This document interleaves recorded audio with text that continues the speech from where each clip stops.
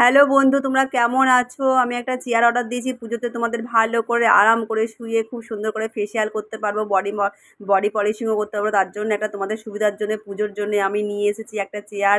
নতুন chair order দিয়েছি কারখানা থেকে, রুদ্রাক্ষীও নাম, খুব ভালো যত্ন সহকারেও খুব সুন্দর করে পাঠিয়েওছে চেয়ারটা। আর তারপরে আমি আর আমার পার্লারের মেয়ের একসঙ্গে দুজনে মিলে চেয়ারটা খুলেও নিলাম, একদম ফাটাও বেরিয়ে গেছে। আমি ফোন করেছিলাম, ভিডিও পাঠিয়েছি, বলছে কোনো অসুবিধা নাই দিদি, আমি পাল্টে দেবো, নতুন 10 দিনের মধ্যে চলে আসবে। তারপরে আমি এক ভাইকে পাশে পেয়েছি, ভাইকে বললাম চেয়ারটা একটু সুন্দর করে সেট করে দিতে। ও কারখানাতেই পাশে গ্যারেজেই কাজ করে ভাইটা, ও ভালো করে সুন্দর করে চেয়ারটাকে সেট করে দিল।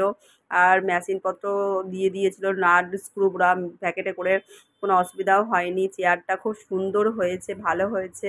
আমার কাছে তো খুব ভালো লাগছে। বন্ধু, তোমাদের কেমন লাগছে অবশ্যই জানাবে, কমেন্ট করবে। এই পুজোতে তোমাদেরকে সুন্দর করে ভালো করে ম্যাসাজ করার জন্যে অনেকটা শুচ্ছেও চেয়ারটা।